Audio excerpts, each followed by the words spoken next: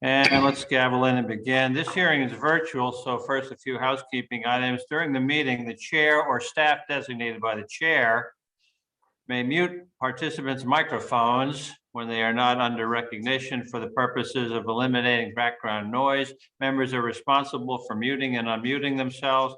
If I notice you have not unmuted when recognized, I may ask the staff to send you a request to unmute. Please accept it. I remind all members and the witness that the 5-minute clock applies. If there is a video or technology issue, we will move to the next member until the issue is resolved, and you will retain the balance of your time. You'll notice a clock on your screen that will show how much time is remaining. At 1 minute remaining, the clock will turn yellow. At 30 seconds remaining, I will tap the gavel to remind members that their time is almost expired. When your time has expired, the clock will turn red, and I will begin to recognize the next member. As is customary, we will begin with the chair and ranking member. Then members present at the time the hearing is called to order will be recognized in order of seniority. And finally, members not present at the time the hearing is called to order will be recognized. House rules require me again to remind you that we have set up an email address to which members may send anything they wish to submit in writing for any of the subcommittee's hearings or markups. The email address has been provided in advance to your staff. The subcommittee will come to order. This morning's hearing examines NASA's fiscal year 2023 budget request. Our witness today is the NASA Administrator, Senator Bill Nelson. Administrator, it is good to see you again. The last time you were in front of this subcommittee was almost 1 year ago, May 19, 2021. At that time, you had been on the job for only a couple of weeks, and the President's FY22 budget had not even been released. Now that you've had a full year on the job, you have a strong FY23 proposal before us, and I am very happy to acknowledge that you completed your first in-person visit to the most important emerging space technology state in the Union, the Commonwealth of Pennsylvania. So we look forward to hearing from you today, and I hope to see more of you in the Keystone State. NASA's budget request of almost $26 billion is clearly designed to keep the core missions of the agency on track. Scientific discovery, exploration of the solar system, and educating and inspiring our children. This budget request expands America's economic leadership in the space economy, as well as our global leads in climate change research, aeronautics research, and of course, space exploration. This budget prioritizes one of my favorite goals, which is intellectually to stimulate and create research opportunities for young people, and through a strong increase in STEM education funding. Now, after reviewing the President's budget request, I also want to congratulate you, Mr. Administrator, on a bold vision for Earth science research.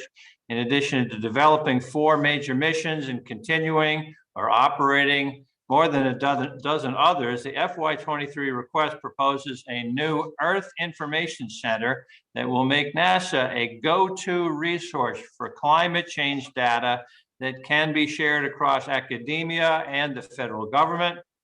I additionally appreciate NASA's request for a 10% increase in aeronautics research.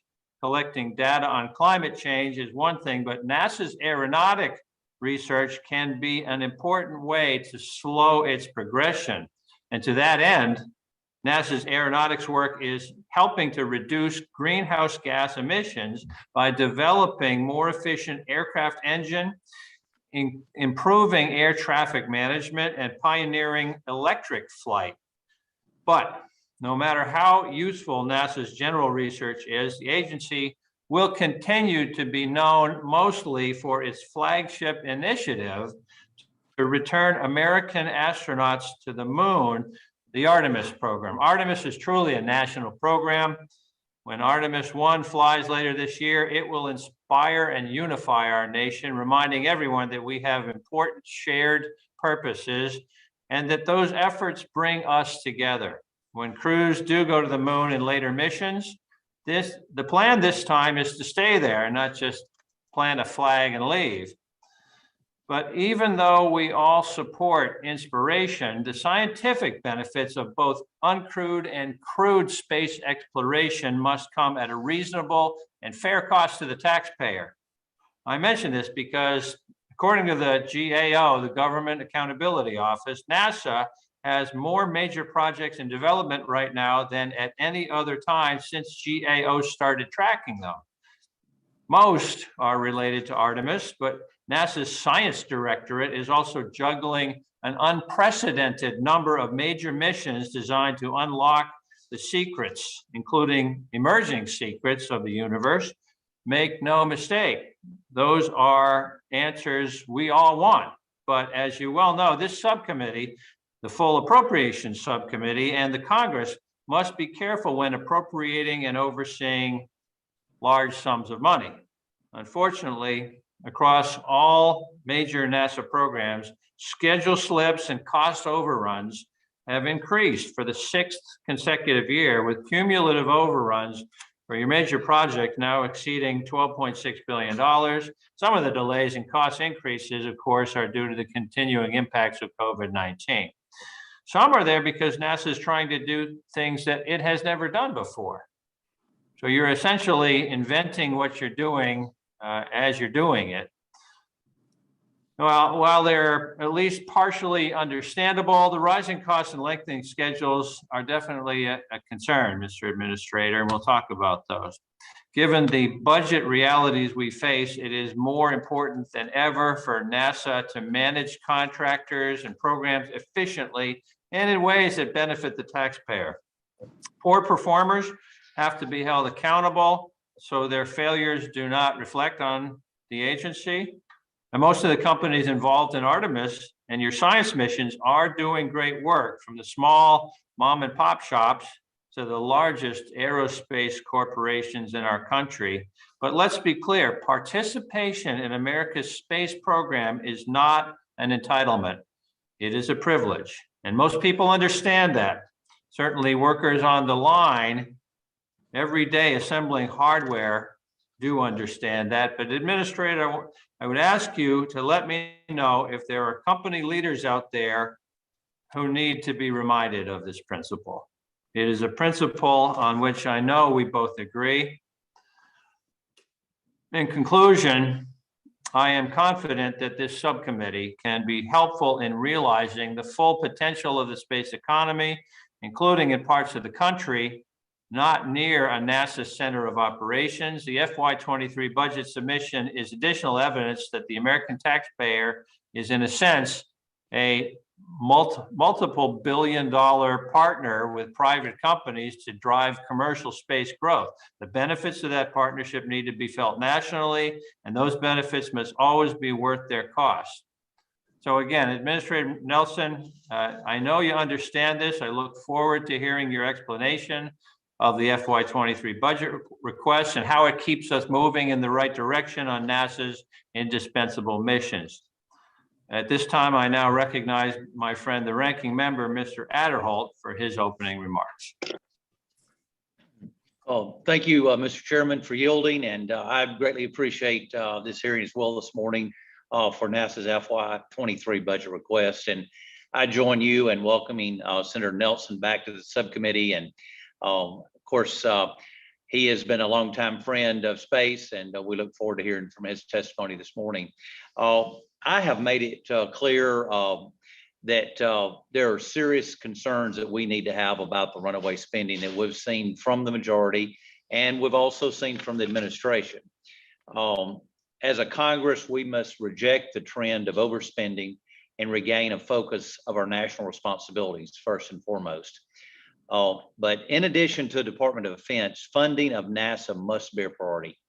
NASA's success is critical to our economic and our national security.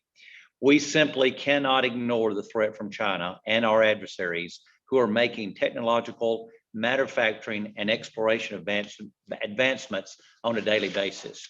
We owe it to the taxpayers to make sure that NASA programs remain focused and adequately funded, because we cannot afford delays, we cannot afford setbacks or overruns, cost overruns. when our national defense is at stake. National defense is exclusively the function of the national government, and space isn't just the next high ground, it already is.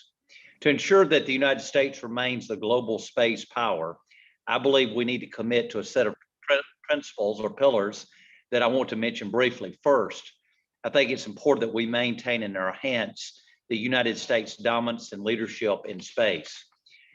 That means fully supporting Artemis and its deep space exploration infrastructure, while also maintaining an aggressive cadence of cutting edge science missions.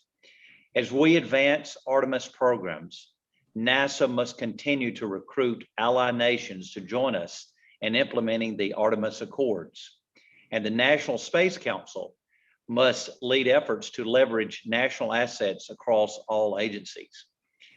Second of all, the United States must establish a strong permanent American presence in space. In low Earth orbit, we must support the United States industry efforts to develop space destinations and a thriving economy there. Beyond low Earth orbit, I believe NASA must collaborate with the commercial space industry to guarantee Gateway is on time, that the United States lunar base is fully sustainable, and that we have the necessary nuclear technology to go to Mars.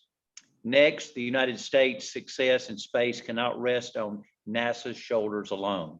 We must foster harmony between NASA and the private sector to meet our goals and our timelines. That means leveraging assets like the Space Launch System with commercial space resources. And in order for the space industry to grow and flourish, we must provide regulatory certainty so that essential American innovation is not stifled by red tape and by bureaucracy. Fourth principle, we need to ensure security in space by aggressively countering Chinese and Russian ambitions. NASA and the Department of Defense must be prepared to fulfill their unique roles to deter and contain Chinese space endeavors on all fronts, including Chinese espionage and theft. And finally, Congress must work with NASA and other federal agencies to cultivate the support base for tomorrow. Our workforce, industrial base, and the talent of future generations are critical to our space exploration goals. We must ensure a pipeline of skilled workers at NASA and in the industry, along with infrastructure fundamental to fostering innovation and a 21st century space economy. I'm concerned that the FY23 NASA budget request falls short of what is needed in the near term to ensure U.S. dominance in space. However, I look forward to working with my colleagues in Congress and of course with Chairman Cartwright and this subcommittee to match federal resources with each of the pillars that I've mentioned just now. Senator Nelson, like you, my home state of Alabama has a long tradition of supporting our nation's space program. Marshall Space Flight Center in Huntsville, which you and I were there together just a few months ago, has been helpful to make human exploration possible since the Apollo moon missions. In addition to playing a leading role in NASA's Artemis program, Marshall workforce is advancing nuclear propulsion, habitat technologies, and other programs underpinning the national priorities that I've outlined here this morning. We appreciate you, Senator Nelson, for being here this morning to discuss the FY23 request, and I look forward to understanding how this subcommittee can work with you to ensure that the United States remains the leader in space as we need to be. So thank you, Mr. Chairman, for yielding, and I yield back. Thank you, Ranking Member Adderholt.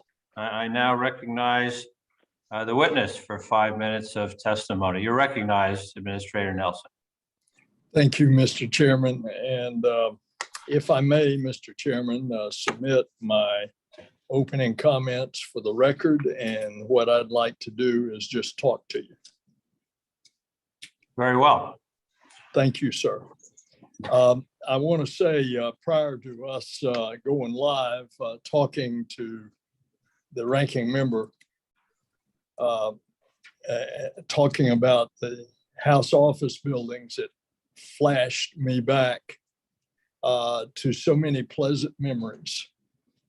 And that's why I just thoroughly enjoy the opportunities to engage with you all, as I have, Mr. Chairman, with you twice, one virtually and one in person, as I have with Congressman Adderholt, as he mentioned, going to Huntsville. Congressman Garcia, recognizing that I've been at Armstrong in the part of California where I understand you are.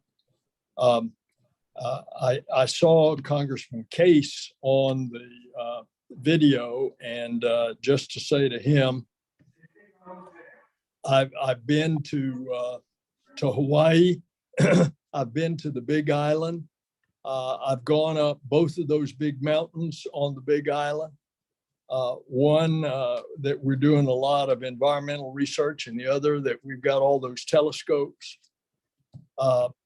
Congressman Ruppersberger, by the way, I want to give credit where credit is due, because so much of what the chairman and the ranking member talked about in the course that we're on now, with a dual track of not only government space, but also commercial space, is as a result of the passage of the 2010 NASA bill that we passed unanimously in the Senate, and was down to the last day before the August break.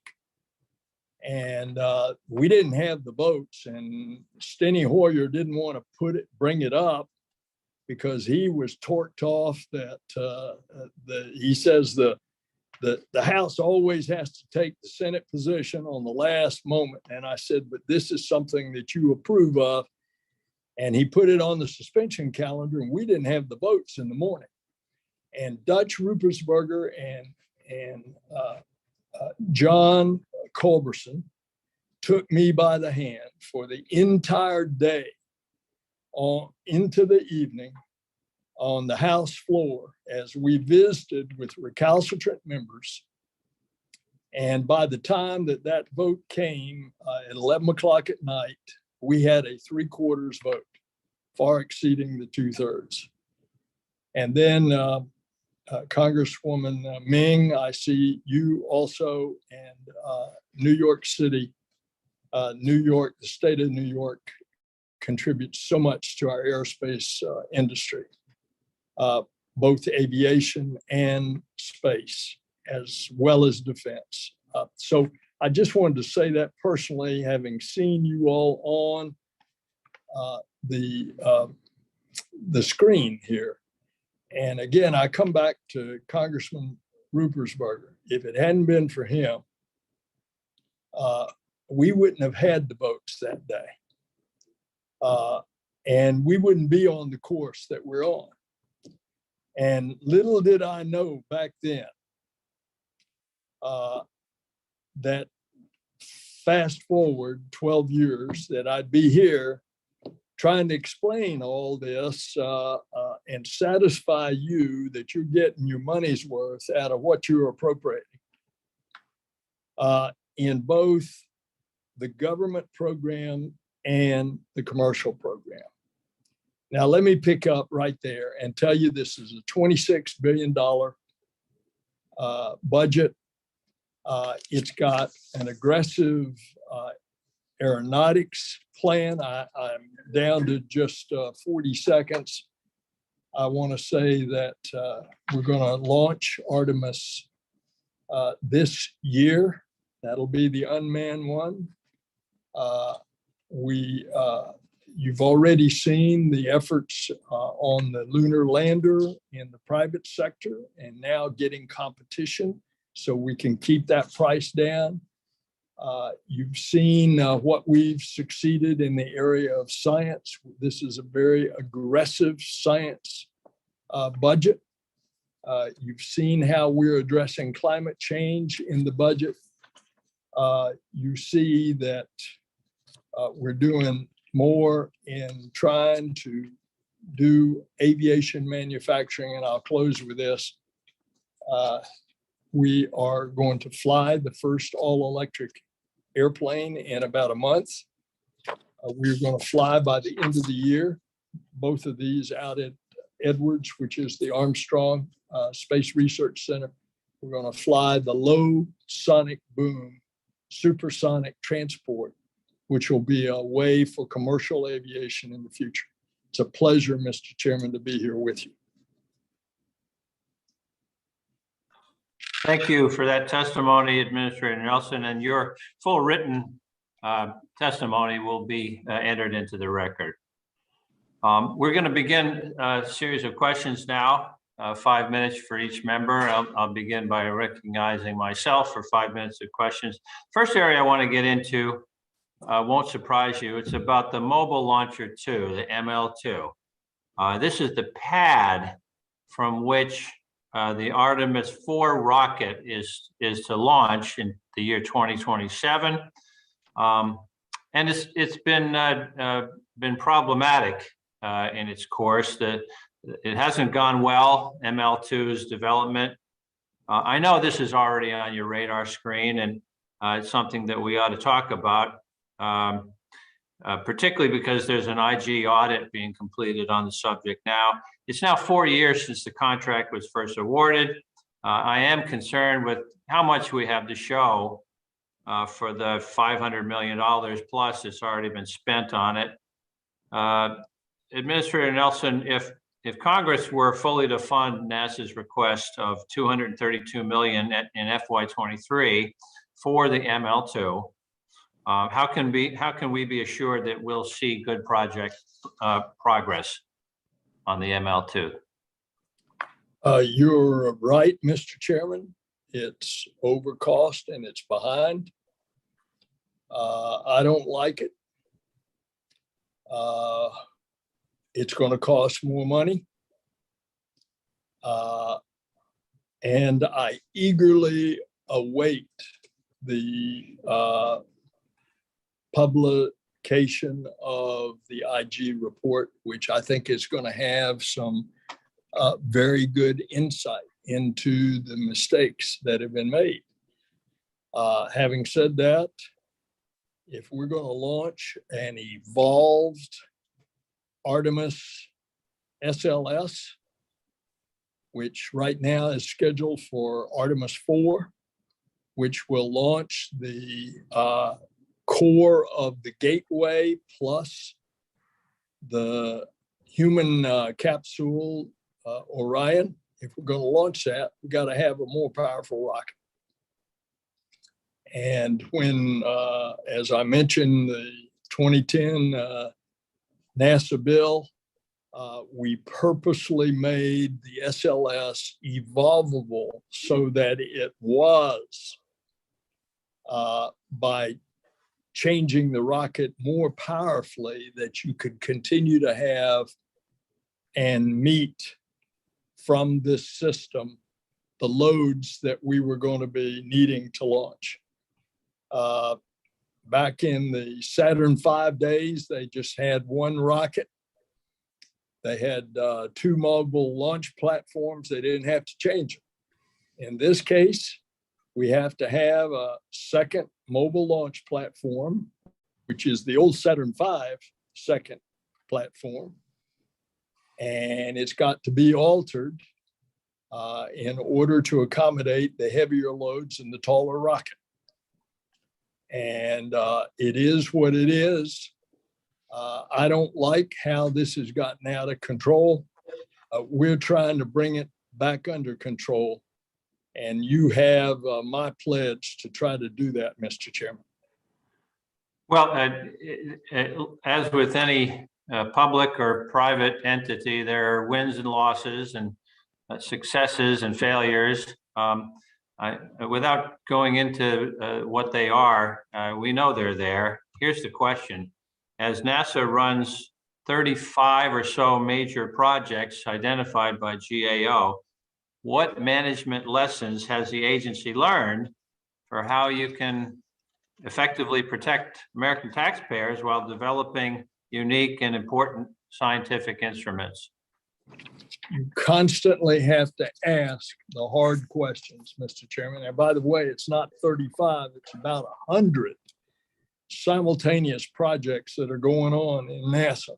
And you accurately and the ranking member noted that this is one of the most aggressive schedules of NASA. We've been working closely with the GAO to respond to the GAO recommendations, and we've made significant progress in closing out the GAO recommendations, in strengthening the acquisition practices, Mr. Chairman. And again, I call your attention to the coming IG report. I think that will also be very instructive. Thank you, Senator Nelson. I now recognize our ranking member, Mr. Adderholt, for 5 minutes of questions. Thank you, Mr. Chairman. Senator Nelson, recognizing we've got limited time this morning, and as you may be aware, we're having a joint session of Congress this morning, so we're trying to compact everything in. But I'd like to run through a series of questions and, of course, try to be succinct as much as possible. And if there's anything else that we need to follow up with additional information, we can do that later. But one thing that this subcommittee has provided is hundreds of millions of dollars for development of nuclear thermal propulsion. And I'm curious as to why NASA has made so little progress on NTP development and an in-space flight demonstration. The question would be, where has the money gone, and why does it seem like we don't have much to show for it? Well, as you know, I have already said publicly that I want to thank you all because the Appropriations Committee in both the House and the Senate have kept nuclear propulsion alive, even while the White House refused to recommend it in the past until this coming fiscal year 23 president's recommended budget. And we got the door open. They recommend 15 million. That's nowhere near the 150 million or so that you all have insisted on in the past.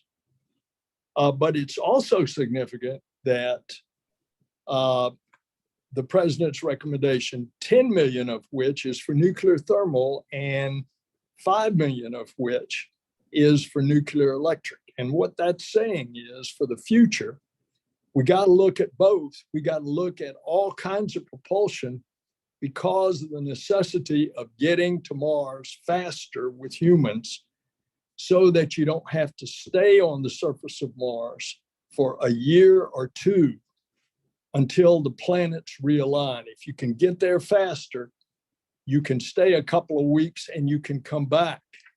And right now, of course, we don't have the capability of keeping humans alive on the surface of Mars for a year or two. So this is important. And I think there was a significant change in the attitude of OMB at, I might say, our urging, because and what your instructions have been to us over the past several years. There's one other thing on nuclear fission. We got a probe that's digging on the South Pole next year to see if there's water. If there's water, there's rocket fuel. If you're going to make hydrogen and oxygen from water on the South Pole, you need lots of electricity. And we're going to have to be able to do that as well. So I want to thank you for what you've done in the past, and I want to urge you all to continue that in the future. Let me switch over to about returning to the moon and establishing a permanent U.S. presence before our adversaries.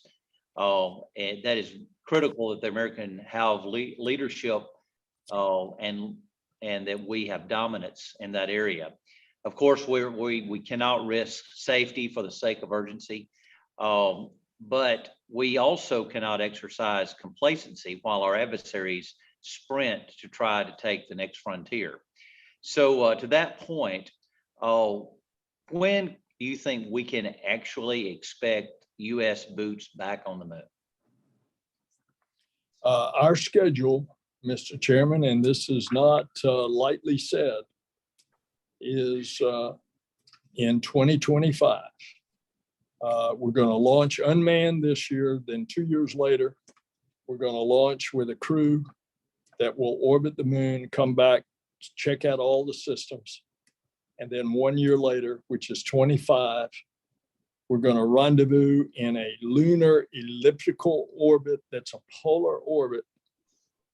The crew is going to transfer into a lander. The winner of that competition for the first landing is SpaceX. And they will go and land on the surface, come back and rendezvous with Orion, and Orion will bring them home. That should be 25, Congressman. Thank you. I see my time is up, so I yield back. Mr. Adderholt, the chair recognizes for 5 minutes Representative Grace Meng of New York. Thank you, Mr. Chairman, Ranking Member Adderholt. Thank you, Mr. Administrator, for being here today. I wanted to talk about orbital space debris removal. Last December, I joined our Vice President Harris at the inaugural National Space Council meeting where the U.S. Space Priorities Framework was unveiled. It stated the U.S. will lead in the responsible, peaceful, and sustainable exploration and use of outer space. And to achieve this, will increase efforts to mitigate, track, and remediate space debris. I think this approach is right, but to get there, we're going to need to tackle small space debris removal. If we don't, it could hinder our growing space economy. Some estimate this growing sector could be valued at over $1 trillion by 2040. Yet there are significant mission-ending challenges that could prevent this from small space debris the size of a softball or smaller. Due to the high speed of such small debris, human spaceflight and other missions are at risk of failure. To overcome this challenge, I believe we're going to need to track and remove it to ensure space is available to our future generations. I wanted to ask if you can discuss how NASA is working to shape international norms around space debris and what other countries can do to help track, mitigate, and remove it. And in the President's fiscal year 23 budget request, can you discuss how the over $30 million for orbital debris research will help meet the challenge of detecting and removing small space debris? Yes, ma'am. Other countries can help by stop the putting up of junk. And the two most egregious examples are the ASAT tests by the Chinese government in 2007 and the Russian government of an ASAT test last year, which put up tens of thousands, both of those, of pieces right in low Earth orbit. Unbelievably, the Russian government putting it up that threatened the space station, upon which is habitated Russian cosmonauts. And I think that's an example where one hand of the Russian government not knowing what the other hand was doing. Now, how are you going to get it down? There is so much junk up there and so many dead satellites. We're talking about a major effort. And you just noted $30 million in our budget request to you for supporting our request for space situational awareness and orbital debris measurements, for monitoring it, for mitigation, and for working with the Department of Defense, which tracks the larger objects, usually softball size and greater. Less than that, it's hard to track. But I can tell you, it could be a paint chip and on an astronaut doing an EVA, a spacewalk, something as small as that hit it at a huge velocity, then you're talking about serious damage. So one of the other things that y'all have got to decide is who's going to have the responsibility for this. And I would encourage you to go on and get that done. It's been talked about in the last administration that it should be the Department of Commerce. Others have said Department of Transportation. I think there's a lot of efforts down toward the Department of Commerce, but that's your decision. And I'd like for that will help us if we can get our act together, coordinating all of the agencies of the federal government. I don't want to take all your time, Congresswoman. Thank you. We look forward to working with you on this. I yield back, Mr. Chairman. Thank you, Representative Meng. At this time, the chair recognizes Representative Garcia for 5 minutes of questions. Thank you, Mr. Chairman. Mr. Administrator, it's great to see you again. Hope you're doing well. Last time we talked, we were discussing the aircraft that we use up at Edwards Air Force Base, the chase aircraft, F-15, F-18 type aircraft. They're old, they're out of flight time, they're out of fatigue life, and frankly, they're a bit of a safety concern as well as a budget suck right now for parts and obsolescence challenges that they have. They're ASABO, their availability numbers are extremely low. One of the aircraft's actually older than I am, which says a lot. And it's really becoming, in my opinion, it's not just a tactical or operational problem, it's a safety problem. We're going to lose a pilot's life here imminently if we don't do something. We chatted about it last time, and you guys, NASA took the action within the FY22 Omni package that we passed back in March to brief us on the replacement plan and what's going on. Within 180 days of the bill, we asked that you provide us a quarterly update to the committee on the progress of figuring out the replacement plans. Have you been able to look at this and what can we do? I mean, even the Blue Angels right now are flying, F-18E model Super Hornets that are, a third of the age of the aircraft we're flying out at Edwards Air Force Base. And as you know, the Blue Angels and the Thunderbirds are required to fly the oldest jets in the fleet, and these aircraft out at Armstrong are actually a lot older than that. So can you just let me know how what's going on there, and what can we do? And I've got a different question on another subject after that, if you can.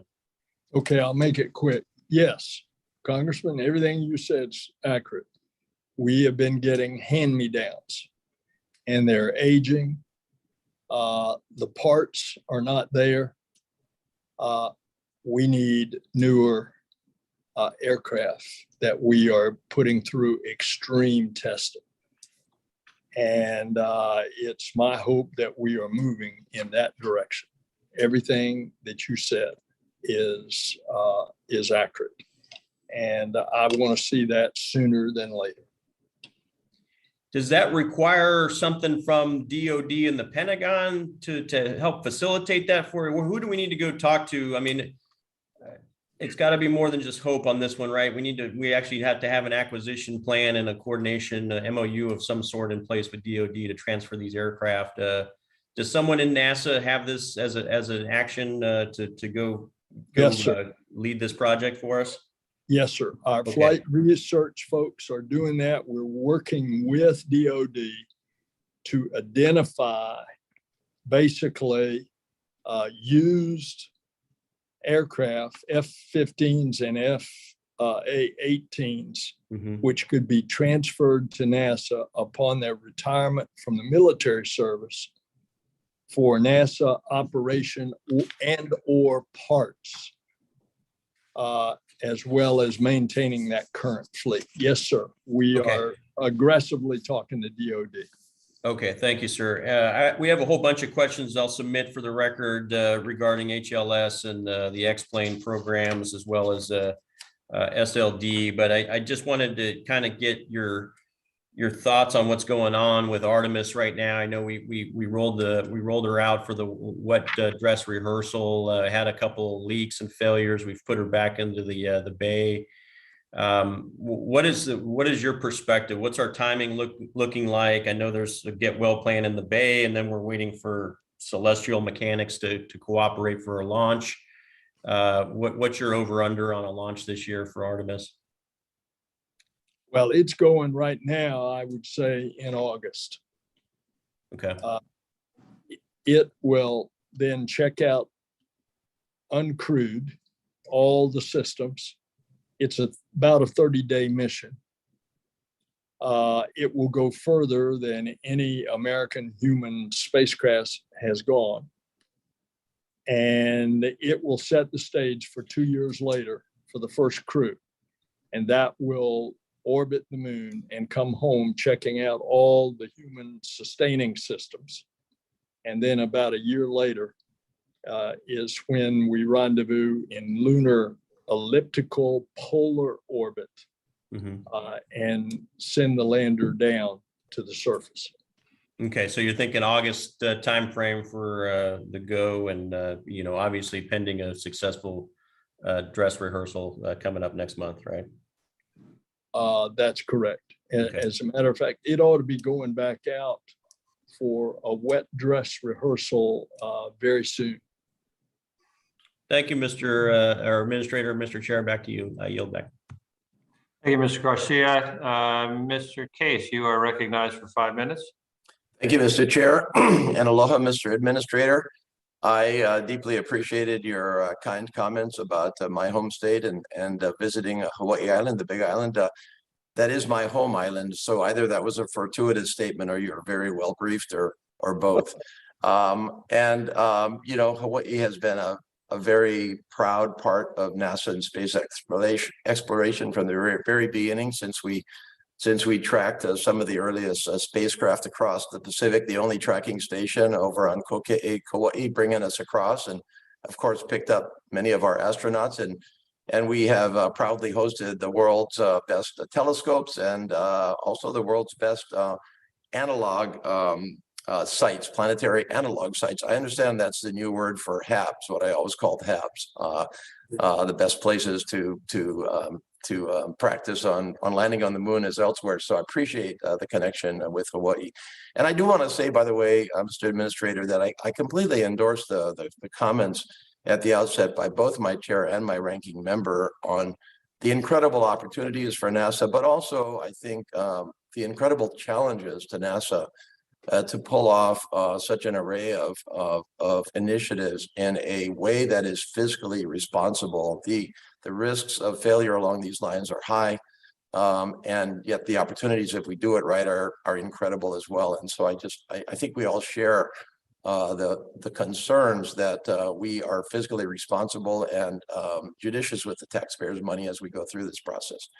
I wanted to talk to you about of STEM education, and in particular women and minorities in STEM and in NASA and in science, because the promise of NASA has not only been to the American people that we would lead the world in some of the greatest explorations that humankind has ever undertaken, but that it would translate back home into advancement in earth sciences, in advancement in education, and an advancement in an area that is still woefully negligent, which is the presence of women and minorities in STEM in general, and for that matter in NASA itself.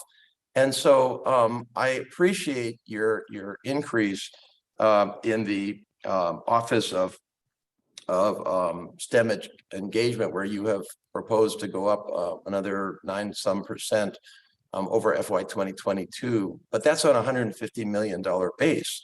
And obviously 9% of $150 million is a lot different from a 10% increase on $7 billion for some of your other programs.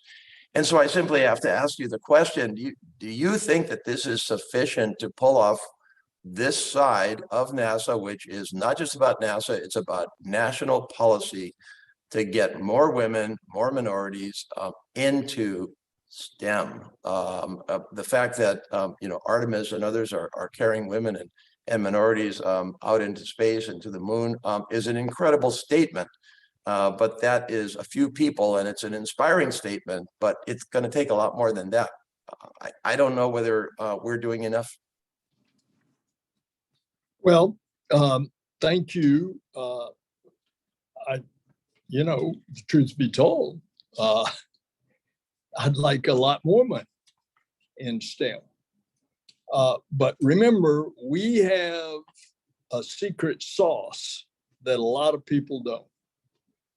And that is by the very nature of you all spending all of this money on these high technology programs, that is like a magnet for students. That because of their excitement from being little kids and their eyes getting as big as saucers when they meet one of our astronauts. And we use our astronauts vigorously out into schools and universities. It draws them to this area. And by virtue of the fact that you all are funding this next major adventure out into the cosmos, be it the space telescope, be it Artemis going back to the moon, be it getting ready to go to Mars, that in itself is an attraction like a magnet that is bringing students into all the things that STEM stands for: science, technology, engineering, mathematics. Remember what happened as a result of Apollo a half a century ago. We had 2 generations of students that came in those fields of STEM. So what we're trying to do is leverage the excitement of these programs that you are funding with bringing kids into these fields. One final point. We love our interns. We want to expand the number of interns. We have about 1,600 interns. They're paid interns, not like in the Senate or the House. These are paid internships. We end up hiring 30% of our interns. We want more interns because what we find is they just blossom. They're eager to get there, and then they just blossom. And what we've had interns that have come up with ideas that have been incorporated into our space and aeronautics technologies. Thank you so much, Administrator. I'll submit some more questions, but I appreciate your comments and hope to see you back in Hawaii. Thank you, Mr. Case. Mr. Klein, you are recognized for 5 minutes. Thank you, Mr. Chairman. Ambassador Administrator Nelson, it's good to see you. I want to jump in with some questions about Wallops, one of my favorite places there in Virginia. One of only 4 major rocket launch locations in the United States. NASA's been launching rockets from Wallops since 1945, resupplying rockets for the International Space Station, moon missions, scientific balloon research, education programs, and more emanate from Wallops. And as you know, Rocket Lab has been ready to go for over a year, but the autonomous flight termination system, AFTS software suite that's necessary for them to launch with, has been continuously delayed. NASA's in charge of writing and debugging the code there, and it's caused a loss in launches that otherwise would have gone from Wallops, including Capstone mission. Can you tell me what the status is of the AFTS software project as it pertains to Rocket Lab and its operations from Wallops? And can you give me an updated expected completion date? I will, and Congressman, it's not only that's stunting the growth of Wallops, it's also the bridge. We are working on this. We had to do the same thing down there at the Kennedy Space Center, the autonomous system. You just couldn't have the launch frequency that is going on down there now between all the government, military, intelligence, NASA, commercial missions, unless you get that autonomous system. We're testing on a a system right now for rocket labs. It is going well, and I'll just have to give you an up-to-date report later on. Now, That's let me fine. say, may I say about the bridge, please? Sure. It's the top priority of NASA on infrastructure. We're afraid the bridge is going to fall in the water. And if it doesn't, it's a humpback bridge, and larger rockets that should be launched there can't get over the bridge because of the incline. Longer rockets, in other words, when they put them on a trailer. I thought I had in the 22 appropriations bill an agreement with others to get some other infrastructure in exchange for getting the Wallops Bridge. And that did not occur. That's a great disappointment for me personally, because it is our top. We were able to take care of the roof down at New Orleans that had blown off because we got a hurricane supplement. And we got that money to redo the roof. But our first priority is the Wallops Bridge. So I sure would appreciate some help. Thank you for emphasizing that need. Appreciate that. Let me switch gears a little bit over to option B. And earlier this year, you announced NASA was contracting with SpaceX for a second crewed mission to the moon, known as option B, to safely land astronauts as early as 2026, while NASA works to on-ramp additional providers for readiness later in the decade. Can you elaborate on the importance of option B in helping to avoid another gap in missions to the moon? And helping to add more capability into the Artemis program? Absolutely, Congressman. The way that the competition went and was awarded to SpaceX, there is a provision for an extension, if you will, of that award, which is option B. And that, if that is negotiated with SpaceX, that would allow, if we're landing in 25 on the first one, that would allow another landing in 26. Simultaneously, as a result of what we've requested in this 23 budget, and some of the bridge money that you all gave us in 22 appropriations, allows us to get going on another competition under the theory, and of which you have insisted, both authorizing as well as appropriations in both houses. You have insisted that we have competition on the lander. And so we're getting that competition going. And under the rules of and the laws, the statutes of procurement, it means that it's a separate competition, and SpaceX is not a part of that.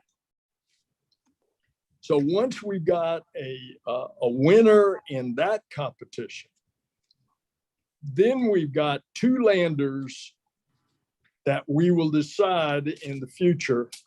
And that competition that also has a demonstration of uncrewed landing and a crewed landing. Then the space program has an option of looking between two as to what is going to be the sustained lander for the future. And that's what's going on, Congressman. Thank you. Yield back. Thank you, Mr. Klein. Mr. Chris, you're recognized for 5 minutes. Thank you, Mr. Chairman. Senator Nelson, let me first say what a joy it is to see you, my wonderful friend. And I'm admiring your Highwayman picture behind you. Have you had that a long time? I'm a big fan of those. As a matter of fact, this interestingly is a NASA artist that was under the NASA program. I do have personally a highwayman. I also have a Beanie Bacchus, but this one is a NASA picked artist that I purchased years ago named Kent Sullivan. Thank you. That's my highwayman. Oh, that's great. Who's That's Boca Ciega Bay in St. Petersburg. and who's the artist?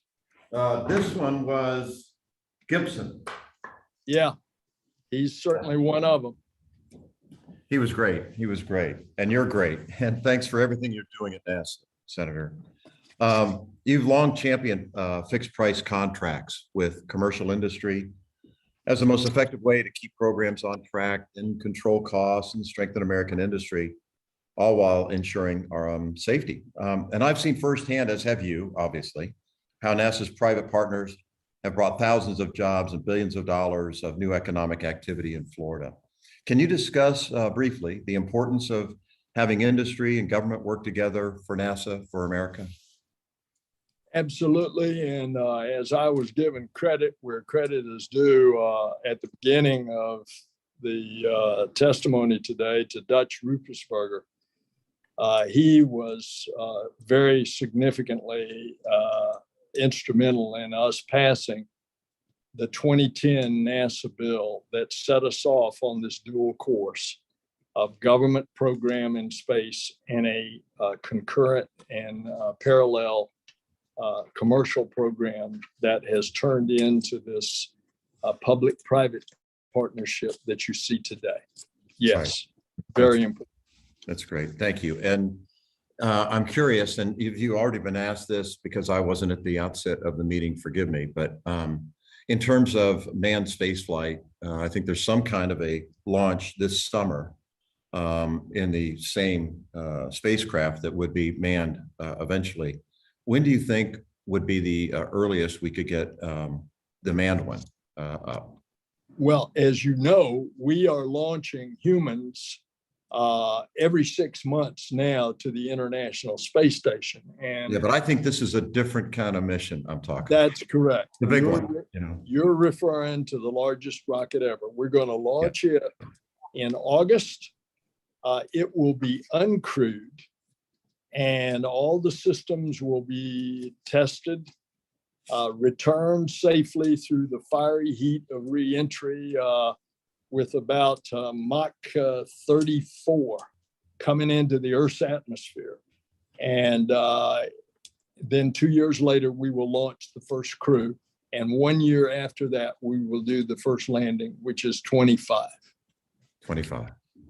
Senator, I don't know a better question to stop on. I will yield back and please give your beautiful wife, Grace, my best wishes. Thank you, Congressman. It's a pleasure. You've been a lifelong friend. Thank Yes, you. sir. God bless you. Thank you, sir. Hey, Mr. Christ, Mr. Palazzo, you are recognized for 5 minutes. And thank you, Chairman Cartwright and Ranking Member Adderholt for having this meeting. Senator Nelson, thank you for being here. I look forward to these hearings, especially the NASA hearing each year. Stennis Space Center is NASA's premier facility for propulsion test operations. In a practical sense, Stennis Space Center's main budget line is rocket propulsion test. The President's budget request for rocket propulsion test shows a negligible change for fiscal year 23 and no expected changes on the horizon, leading one to believe level funding will ensure this facility is meeting both NASA and industry demand for testing for the foreseeable future.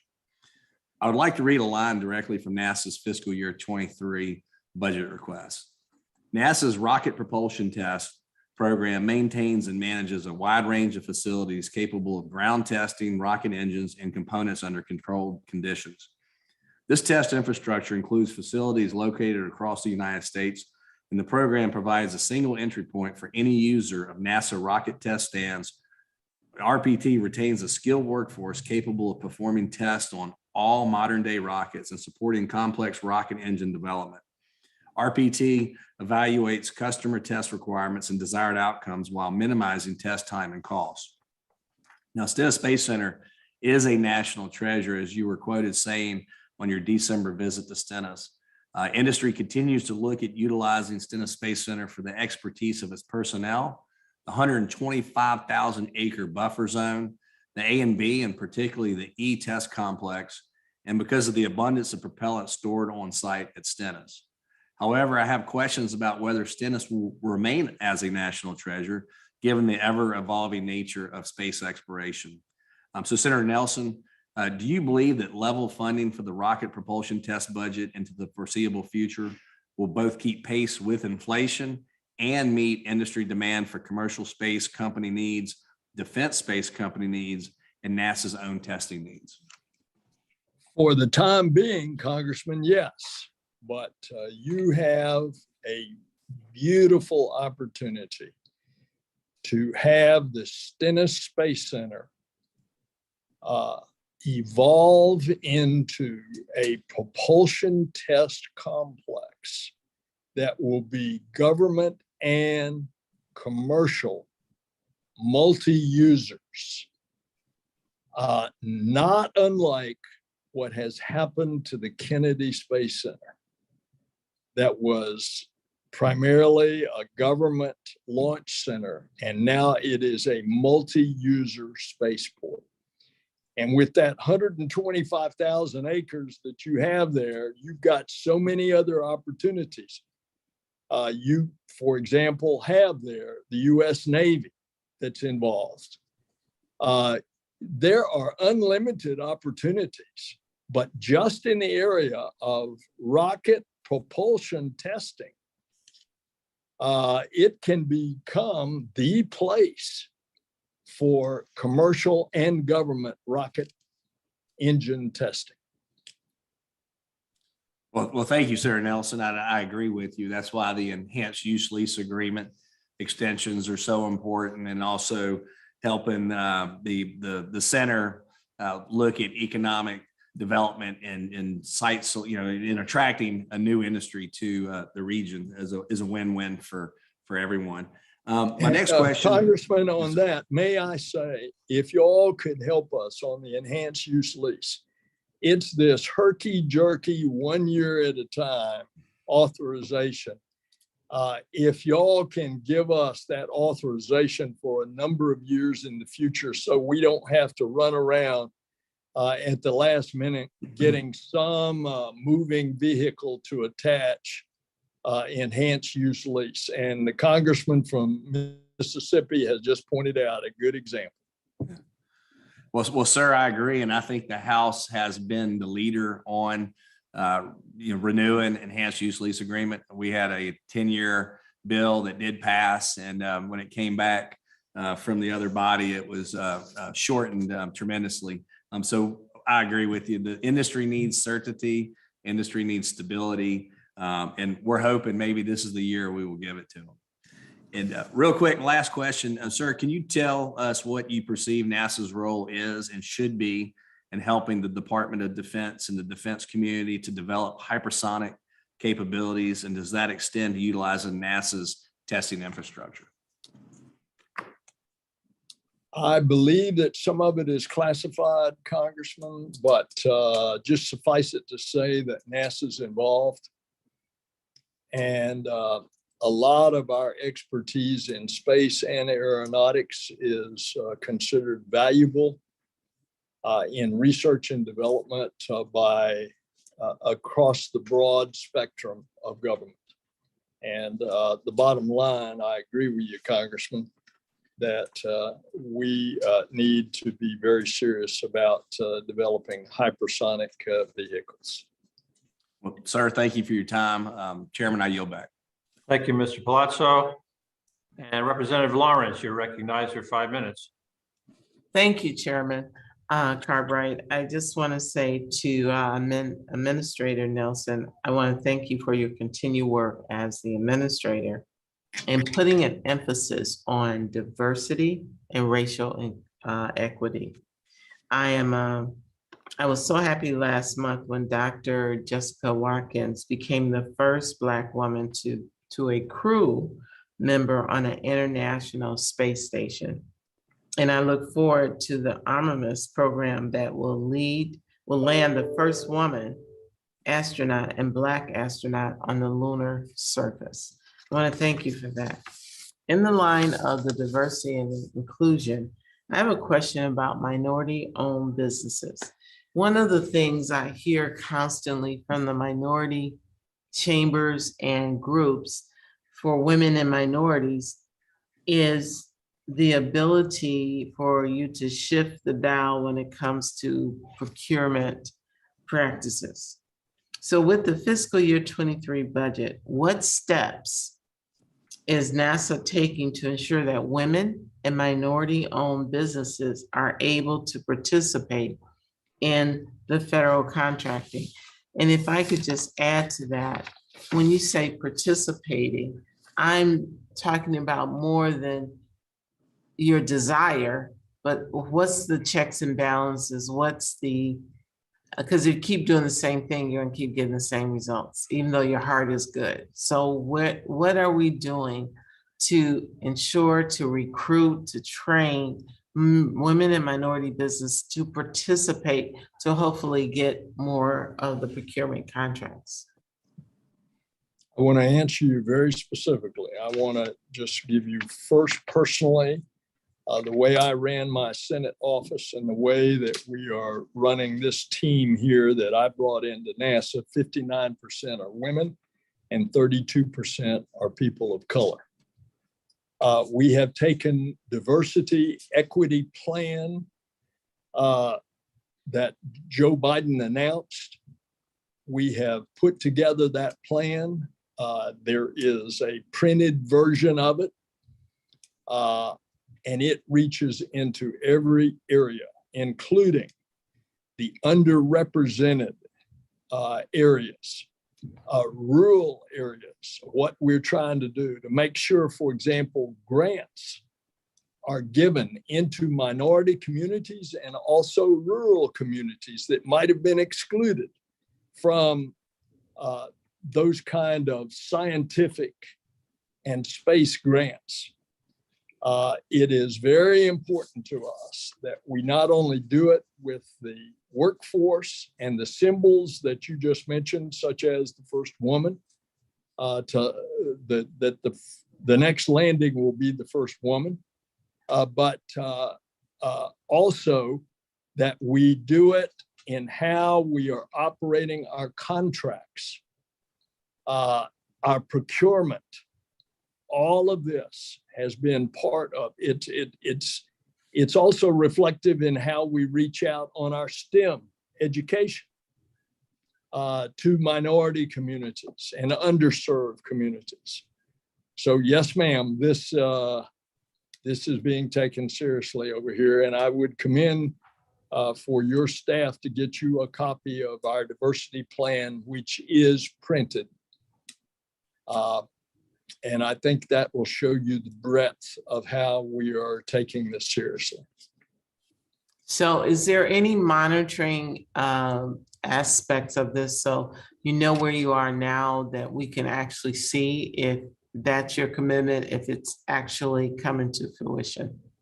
I have named the deputy administrator to oversee this. That monitoring is going on a continuous basis. I can tell you that Susan Rice in the White House Yes. Also is monitoring not only us, but every other federal agency.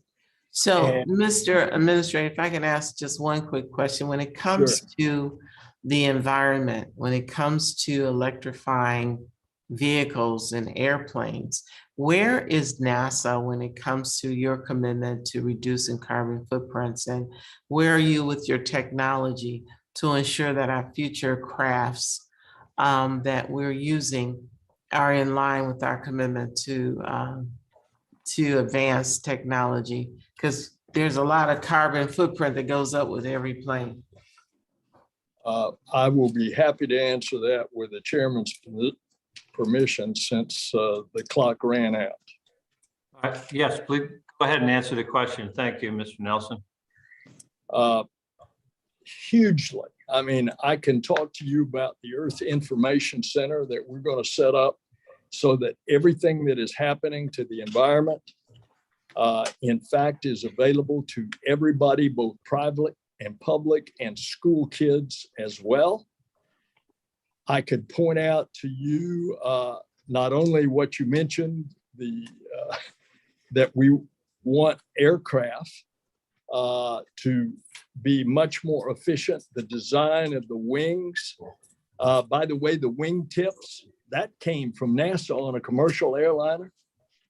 They're a lot more efficient as a result of those wing tips on the end of the wings. I could point out to you the 5 great observatories that you are helping us fund that we're going to put up over the next 10 years, all of which will be integrated together to give us a 3D composite understanding of what is happening to our environment on the land, on the water, on the ice, and in the atmosphere. We never had that. That's what NASA is doing. When you see the concerns about the increased carbon dioxide and methane that's going into the air, where do you think that information comes from? Comes from NASA assets, maybe operated by NOAA or the USGS or others, but NASA designed them, built them, launched them, and most of them are being operated by NASA. So we are all over this, Madam Congressman. And I do thank you for that. It would take a lot more time for me to thoroughly answer your question. Thank you so much, and I yield back, and thanks for having that on your radar. Thank you, Representative Lawrence. We'll begin our second round of questioning. I'll begin by recognizing myself for 5 minutes. Administrator Nelson, first of all, thank you for mentioning the internship program at NASA. To my mind, the greatest value of NASA is that it inspires young minds to go into STEM, and that's a great program, the internship program. If for people watching, to access that program, you go on nasa.gov and follow the Get Involved tab. Am I correct in that, sir? Yes, sir. And may I insert for the Congresswoman, I neglected to say that we have our request $500 million for green aviation. And I think that would help underscore what I just said. And that's in the request to you all. I'm sorry to break the train of thought, but I wanted to get that in for the Congresswoman.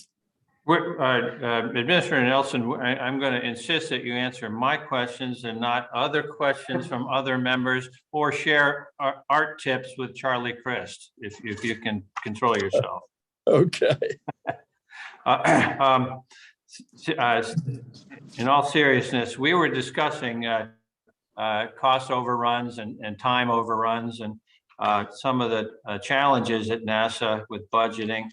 But there have been some terrific successes with the same thing. And I wanted to mention the Lucy mission to the Trojan asteroids. That was launched in October 2021, a month ahead of schedule, and $57.2 million below baseline in its development costs. That was a terrific management win for the agency. And I wanted you to comment on that. How did that happen? And who gets the credit for that? And I might also say Landsat 9 launched 2 months early with below its development cost. And the savings are in part due to mature flight hardware and a firm fixed price contract. And Lucy's savings are due in part to launch vehicle cost savings and some unused reserves that we use, to specifically answer your question. All right, good. I want to switch over to lunar surface power. It's my understanding that NASA has been advancing multiple ways to provide power on the surface of the moon for sustained exploration and science missions. You've touched on that briefly so far, but I want to give you a bigger opportunity. The options include vertical solar array technology and fission surface power. At this point, it seems like no technology has a clear advantage. And so a mix of solutions might make the most sense, given cost constraints and varying mission profiles. Can you comment on NASA's plans to advance lunar surface power technologies, including whether or not the agency has plans for any demonstration missions to the moon in the next few years? Mr. Chairman, if we find water next year, when we've got one of the commercial landers got a NASA instrument on it, it's going to dig down under the surface. We know there's water there because we've already seen it in the crevices of the rocks. It's in the form of ice. But underneath, is there water underneath the surface, and how much? And as I said earlier, if we have water, then we got hydrogen and oxygen. But to do that, you're going to have a lot of electricity. Now, at this point, if I had to guess, I would say that it's going to take nuclear fission power to get enough electricity to do it. But I can't say that with certainty. And that's what we're going to start looking at. Or can it be a combination with solar? I don't know, but that's what NASA does best. It's research and development. Now, I want you to comment on the potential for vertical solar array technologies toward that end. I'm going to have to get back to you on that, Mr. Chairman. Good. Well, we'll do that. And at this point, I'm going to yield to our ranking member, Mr. Adderholt, for 5 minutes. Thanks, Mr. Chairman. And I also want to ask for unanimous consent to have my full opening statement made as part of the record. I should have mentioned that earlier, but I would like to add that. Without objection. Senator Nelson, as NASA looks to establish a long-term human presence on the moon and explore the outer bounds of the solar system, what role will NASA systems like the Space Launch System play to support NASA exploration and science missions, as well as non-NASA and international mission opportunities? Well, right now, we've got the only big boy rocket in town. And that's our means of getting out to the moon and to getting further into space. Will there be others? I hope so. That's part of this public-private partnership. It is for the foreseeable future, we're planning on flying at least one Artemis a year for at least 10 or 12 years. And we know that when we go to Mars, we're going to have to develop new technologies. We've already discussed here earlier today that's in part going to need to be faster propulsion. So that'll be one of the things that we will be developing. But even so, you can take the slow boat to Mars by pre-positioning supplies. And you got to have a way of getting a lot of mass off the face of the Earth. And thus far, there's only one rocket that can do that, and that's the SLS. Thank you. What is your assessment of the threat that is posed by China's space ambitions?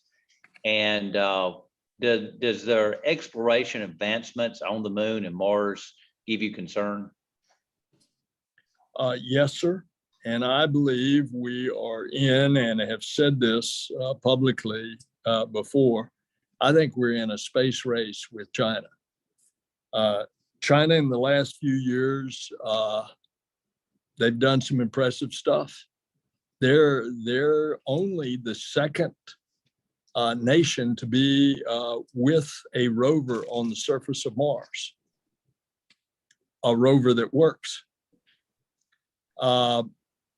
They now have a space station, and it's got impressive technology. They have declared that they are going to the moon. And I think we are not unlike the space race we were in with the Soviet Union. I think we're going to have that space race with the Chinese government in the future. Well, that leads me to my next question. China's aggression is also prevalent in the research and development of various space technologies. And quite honestly, there's jarring similarities between the vehicle design made by the Chinese state rocket companies and vehicle designs made by American companies. And I'm sure you're well aware of that. What is NASA doing to secure American research and development, as well as any potential holes in our supply chain? Supply chain's a problem, particularly now with a lot of the world's commerce being disrupted because of what's going on in Ukraine. I think you said it so delicately. I can't speak nearly as eloquently as you can, Congressman, but you noted that a lot of their space systems look like other space systems. Yeah, they're pretty good at stealing. And I think that's incumbent upon us to take cybersecurity very, very seriously. And as a former ranking member of the Cybersecurity Subcommittee of the Senate Armed Services Committee, I've been shouting this message to the rooftops, not only with regard to the government, but the private sector as well. I think the private sector is finally getting the message. Well, I think you need to keep doing that because we must secure our research and development from the Chinese, and so please keep that up as you go forward. And now you'll back. Thank you, Mr. Adderholt. Mr. Trone, you're recognized for 5 minutes.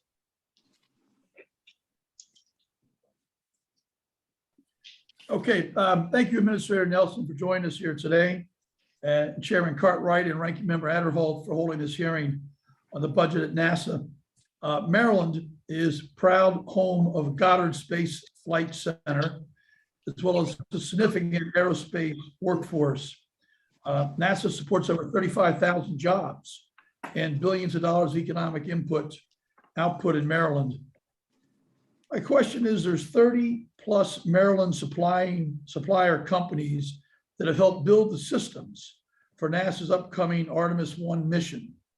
These are some of the thousands of supplier companies across the country that have helped build out NASA's first deep space exploration system since the end of Apollo. Can you discuss why it's important to have this broad and robust aerospace industrial supplier base here? Because it works, and it's working. And not only is it working in the example that you've used, which is Artemis, look what that base has done with regard to this extraordinary success of the James Webb Space Telescope, also a project that was managed by Goddard. The talent at Goddard is superb. And you're very fortunate to have that caliber of folks, Congressman. Talk about a minute about the importance of investing in small business, including women and veteran-owned businesses, especially given the market pressure for a lot of businesses to vertically integrate. And at the same time, we have the vets and women-owned businesses in certain regions at the expense of other suppliers. How do we balance that? Earlier, I had a question from Congresswoman Lawrence about our approach to equity, diversity, and inclusion. And that hits directly in the area of veterans as well as small business. We are taking that very, very aggressively, Congressman. And let me see if I can tell you, it's some incredible, I don't have the figure here, but NASA obligated $3.46 billion to small businesses. And on top of that, in fiscal year 21, NASA's prime contractors, so that's another avenue for small business, awarded an additional $3.7 billion to small business subcontractors. So right there between the two, that's over $7 billion just in fiscal year 2021 that was going to small business. Wow. Let me ask one last question. On May 3, the Senate CJS Appropriations Committee hearing, you advocated for fewer cost plus contracts and more fixed price contracts. Outside of the existing commercial lunar payload services and human landing systems, what are the other areas of procurement that NASA is focused on using fixed price contracts to control costs? Anything having to do, Congressman, with regard to where we are engaging the commercial sector. And the most obvious examples there are the commercial crew and commercial cargo, which has been so phenomenally successful in bringing down costs. Those are fixed price contracts. But as we go forward, instead of having a mindset of just a cost plus or a fixed price, particularly with regard to complicated research and development contracts, we're going to do different versions of cost plus, the idea of which is to get it down to be more efficient. For example, one of the things that we're going to change after the first 4 launches of Artemis is there were some 16 or 18 contracts all coming together for the SLS. We're going to consolidate that into one contract, so one contractor is responsible there. It's another way of getting cost under control. All of this we are aggressively researching, and it's my hope that we're going to be able to implement it. Thank you, Administrator, for joining us today. I yield back. Thank you, Mr. Yes. Trone. Mr. Garcia, you're recognized for 5 minutes. Thank you, Mr. Chairman. Mr. Administrator, just 2 quick questions. First of all, what is our plan to bring back the samples that we've been collecting on Mars with Perseverance and the last Mars rover? I know that the funding was there to get us there and conduct the experiments and the operations that have been ongoing, both with the helicopters as well as the rovers. But I think we were missing the tranche of funding needed to recover the samples that we've been collecting. Can you walk us through that plan and where that request is going to manifest? Yes, sir. By the way, this is another area that you will see a manifestation of the space race with China, because China is on the surface of the Mars. Yep. And the question is, who's going to get the sample back first? Right. It is no small task to do this. So what we are planning, we already have a contract that we have let on a Mars ascent vehicle. So we're going to send a lander. It's going to have this ascent vehicle. We are deciding at this moment, as we speak, what is going to be the mechanism by which we deposit the samples. And let me show you this. It just so happens to be behind me. This is a titanium tube. The cores that the current rover Perseverance is drilling are being put in and sealed in these titanium tubes. And these tubes, some of them, they're going to do about 40 of them. And some of them are going to stay in the rover Perseverance, and some of them are going to be deposited on the surface. And so what we are deciding right now, and we're doing that so that we have a backup. So if you can't get one, you got at least a chance to get the others. We are deciding as to what is going to be the mechanism to transfer from Perseverance, the rover, and or the surface, those titanium tubes I just showed you, into the Mars ascent vehicle. It's going to take it up, and then we've got another one that is going to come by and grab it and bring it back and put it in a heat resistant, ablative heat shield that will come and land. And I think this one's going to land in the Utah desert. Now, a lot of this is gee whiz stuff to get the sample back. But that's what we're doing. And so is that funding in the out years, or do you have the leading edges of that, at least the design study money already in these budget requests? I'm just not seeing a significant footprint. The answer is both. And an example of that, we just let the contract for the Mars ascent vehicle. Okay.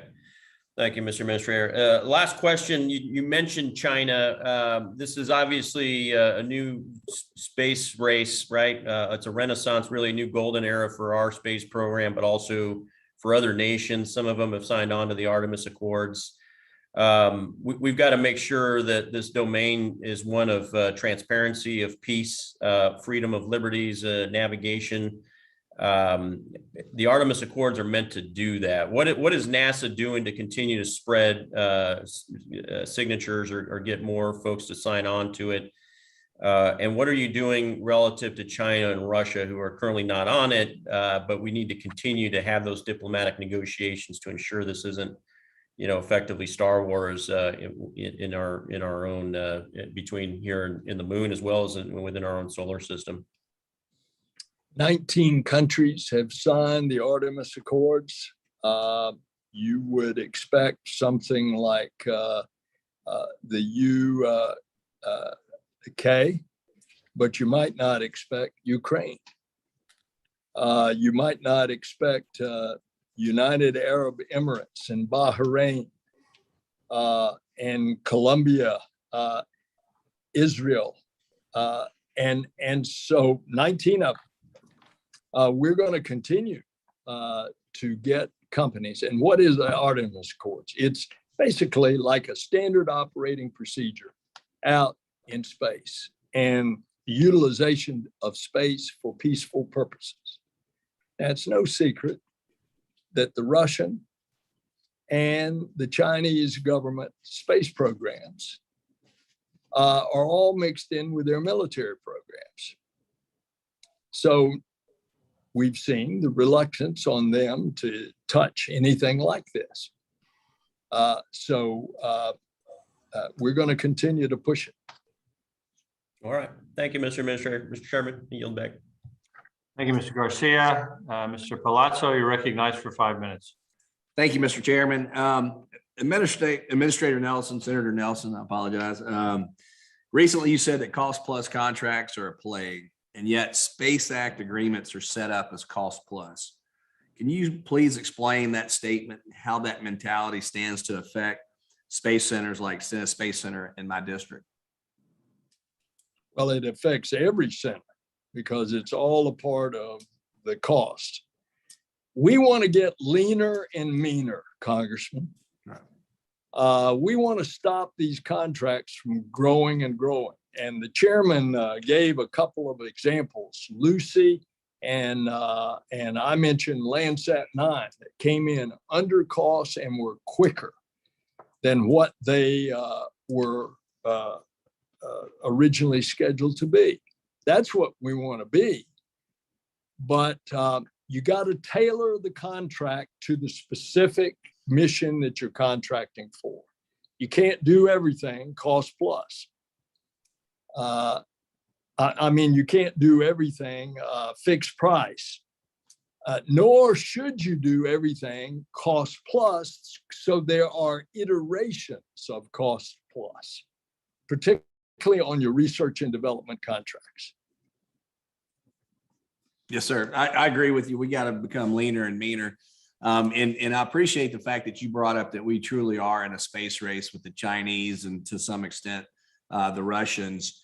We wouldn't be in the space race if it wasn't for their direct theft and stealing of our intellectual patents, our NASA research and technology.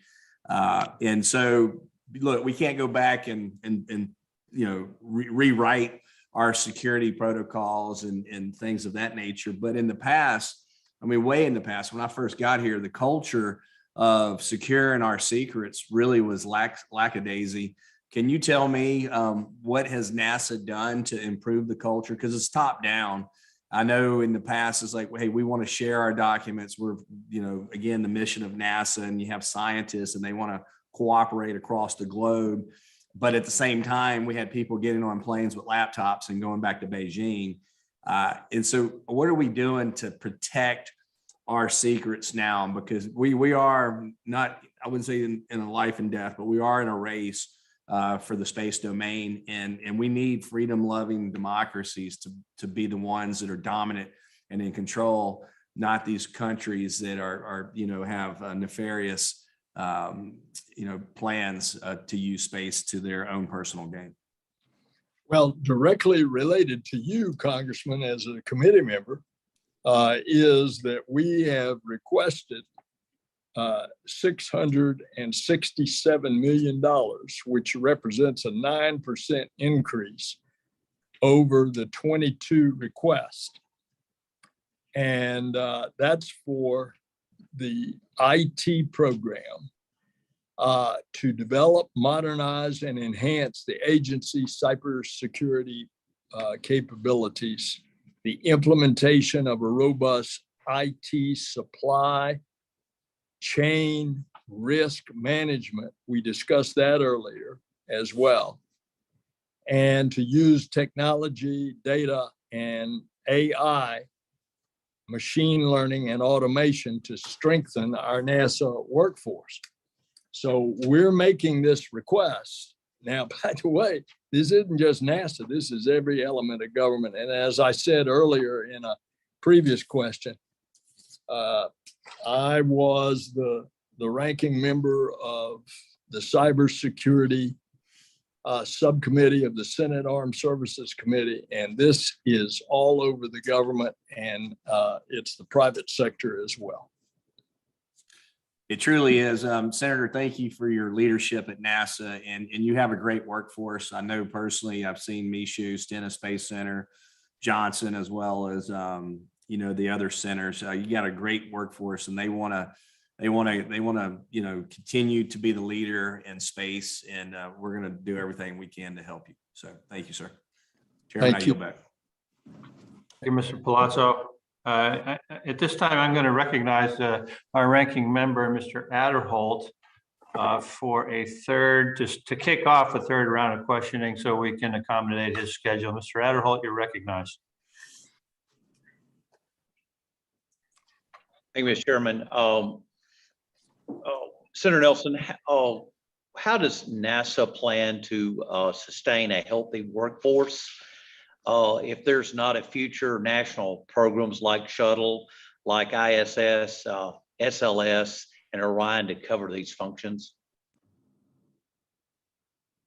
Well, I think there will be. For example, you're talking about just the human program, and I'll address that. But what about all the other programs? Science, that's, if I recall, that's about an $8 billion part of our budget. And just think what excitement there is in the science area. If your question really is, what is the future of the Marshall space program, the Space Center, I think it is very robust. There, for the foreseeable future, you're going to continue to have the SLS. But a big part of what we talked about earlier today was nuclear. Look at all the things in nuclear that the Marshall Space Center could do. On the,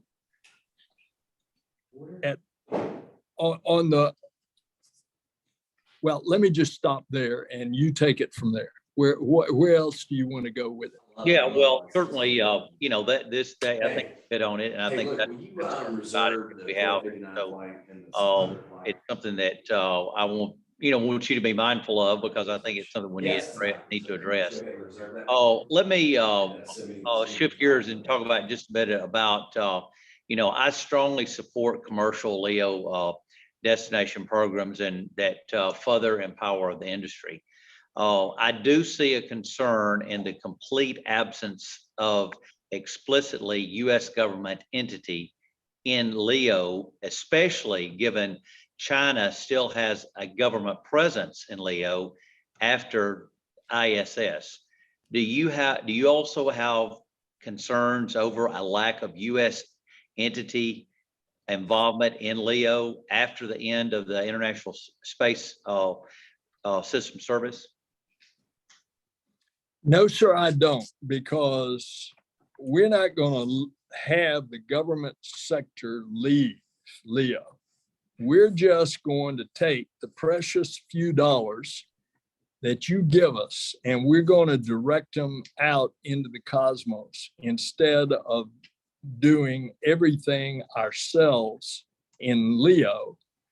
And we're going to become a tenant or a lessee of commercial space stations in low Earth orbit, so that we can spend those precious dollars in developing the technologies as we explore the heavens.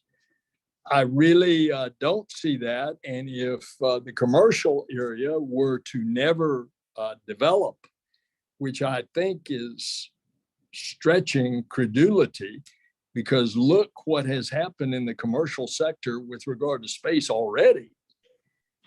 But if it never did, I think there's plenty of other reasons why the U.S. government would not give up LEO. Well, I just want to point to the fact that, a complete absence of U.S. government entity in LEO, in light of the fact that China will still have a government presence there, I think is something that we need to be thinking about. And so I do, want to call that to your attention. Let me switch now. Maintaining and enhancing U.S. leadership in space is critical to our economic security, our national defense, and diplomatic relations. For too long, we have allowed China and other adversaries to challenge our space dominance, and their ambitions only continue to grow, as you've already mentioned. To remain a global space power, the United States must have a clear vision for space that endures political pressure and changing administrations.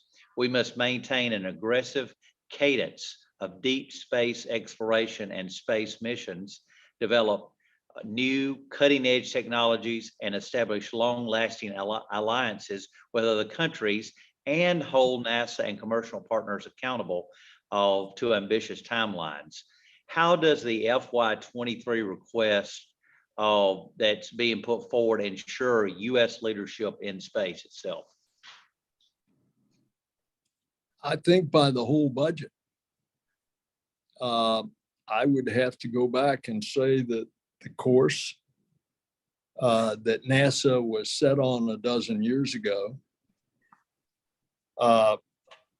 is a public-private partnership of leveraging government NASA dollars in a way that extends our ability to research and develop new systems and techniques in order to push the bounds of human exploration. And that's what we're going to do. And this is going to be one of the more exciting times. The first exciting time was when it was almost the impossible, landing on the moon, and that was a half century ago. Yeah, well, let me just say, I think that the FY23 request needs to be sufficient to ensure that U.S. leadership in space can meet the timeline to return to the moon and moving forward. So with that, I know my time is elapsed, but thank you, Mr. Chairman, and I yield back. And that's what we're counting on you all to help us. Okay, Thank you, Congressman. Thank you. Thank you, Senator. Thank you, Mr. Adderholt. I'll recognize myself for 5 minutes now for the third round. Senator Nelson, you have a good sense for why I like NASA. We know that stimulating and inspiring young minds to go into science, technology, engineering, and math is so important.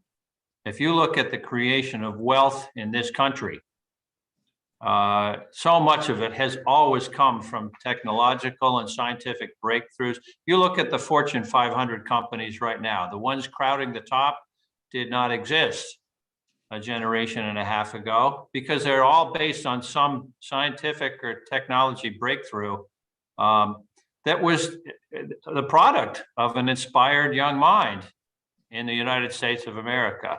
I see that as NASA's job number one, to keep these young people inspired into going into STEM pursuits. Now, right, and Mr. Adderholt just touched on it, and I want to follow up with him. We're looking at the end of the International Space Station, and NASA's funding efforts to replace that with as you say, LEO, low Earth orbit, private sector space stations, 3 of them. And the concern I have is that right now, because NASA's in control of the International Space Station, it gives NASA natural advantages. It means that NASA can arrange for video conferences with school districts and a wide range of other benefits that can engage students in the space program. And the concern is that when we transition to private sector, NASA is no longer the landlord. NASA is now a tenant in the new situation. And so the question is, how can we maintain that ability, that connectivity between students and the space stations to continue this kind of a STEM engagement? How are these activities going to be maintained? Does NASA have to pay for them? And can we use the contracting process to ensure the protection of the educational activities, maybe in the same way that broadcasters can be required to have a certain amount of educational programming as a condition of their airwaves leases? Will you comment on that, Senator Nelson? Mr. Chairman, if we have a commercial space station after another 9 or 10 years, it's like if you're the owner of an apartment building and I rent or I'm a lessee of an apartment, you're not going to tell me what I can and cannot do in my own apartment. And it'll be the same way on a commercial space station. We will be a lessee to do this, and that activities. And so since you know that what you just stated about students and bringing in the average Joe on Earth into all the exciting things by having these direct hookups not only for interactions on telecommunications and press conferences and conversations with students, but also the kind of activities that are going on that commercial space station. These stations are being built with NASA seed money. That's the three that you just mentioned. And as a result, there's going to be certain requirements that we're going to require. So I'm not concerned about that, Mr. Chairman, at all. Good. By the way, we're going to do the same thing eventually on what is in effect going to be a lunar space station. We're calling it Gateway. It's more of an outpost because we're not planning right now to man it the full time like we are the ISS. Good. So we can count on you to make sure those understandings are built into any of these agreements coming up. Yes, sir. Beautiful. All right, I'm going to yield to Congressman Ed Case of Hawaii for 5 minutes of questions. Thank you again, Mr. Administrator. Good to be back. Sorry to miss the last 45 minutes or so. And you may well have answered some of this, and you were answering it with the ranking member just now. But can I ask you kind of a macro question, which is on my mind? And that is that our geopolitical world has shifted on its axis in many ways in the last months and year. Russia and Ukraine has obviously changed some very, very basic understandings. Certainly the rise of China in a way that we don't believe is appropriate to the world in many areas, including intellectual property theft, the manipulation of information and research for military and other purposes, which in and of itself all countries do, but is a particular concern given China's actions. It all asks us to revisit assumptions about how we partner with the rest of the world in our own initiatives and our own research and development. And we obviously have tried as hard as we can to leave space exploration and space and earth science out of this. We still have cooperative ventures with both of those countries and other adversaries.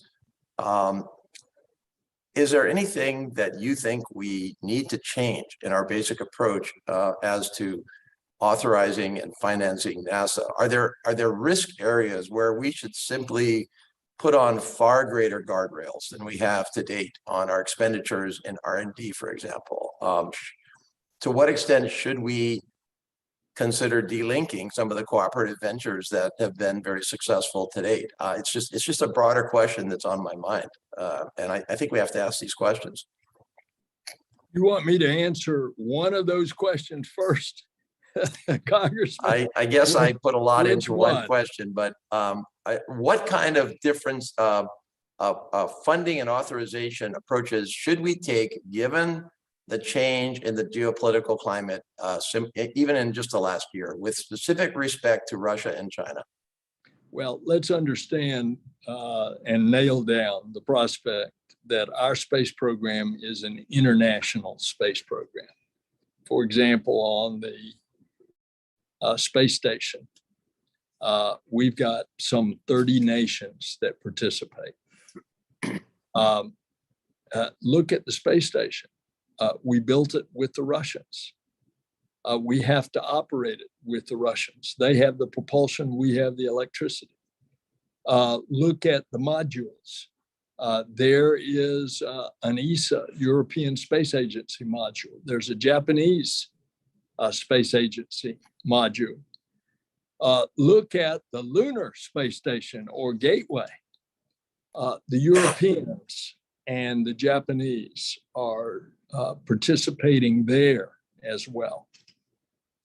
And so given the fact that look at in Houston right now, we've got a crew of 2 astronauts from the United Arab Emirates. One of whom is going to be flying on a SpaceX vehicle with a NASA crew. Look at the last crew to go up. Samantha is a Italian astronaut. She's up there with 3 NASA astronauts right now. The crew 3 that just returned, a German astronaut. Before that, a French astronaut. And so, I mean, I could go on and on. Now, the thrust of your question is, with the changing politics on the surface of the face of the earth, how are we going to keep this going? Well, we're going to do it very carefully.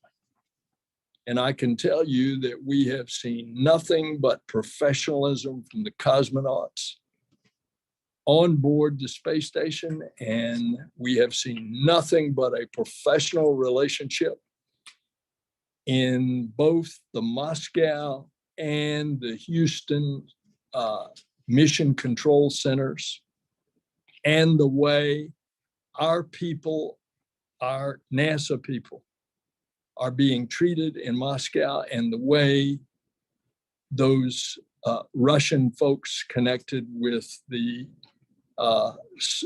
mission control in Houston are being treated. And so I think we take it day by day, but at this point, I have expectations that space is the one place in the civilian space program where you can accomplish extraordinary international things. And the interesting thing, all this started in the midst of the Soviet Union and the Cold War, when an American spacecraft and a Soviet spacecraft rendezvoused and docked. And those crews lived together, worked together, and as proof thereof, became lifelong friends. So that when the commander of the Soviet spacecraft just recently passed away a couple of years ago, who gave the eulogy at his funeral? None other than General Tom Stafford, the commander of the American in Apollo Soyuz. So I think it's we're just going to have to work it day by day. I agree with everything you said, Mr. Administrator. You know, space has been the great hope and dream for kind of a safe zone for humankind. I think the implications, and I agree with you on the space station itself, I think the implications are broader than that to our broader research and development programs. And so I'll just leave it there. I just think these are questions we must ask, and I agree with you. We got to take it as we can. Thank you. Thank you. Thank you, Mr. Case. Senator Nelson, we have come to the end of the today's hearing. Thank you for submitting yourself to our questions. Thank you for continuing to follow up on those questions, many of which will be submitted in writing afterward, including from me. Thank you also for coming to Pennsylvania last month for the Keystone Space Collaborative Conference that we held in Pittsburgh. It was a very beneficial conference, and it was capped off by the unveiling of the Peregrine lunar lander by Astrobotic right there in Pittsburgh. That was a memorable event. I thank you for coming to that. Thank you for your service, and thanks for appearing before our subcommittee today. With that, I declare this hearing adjourned. Thanks, Mr. Chairman.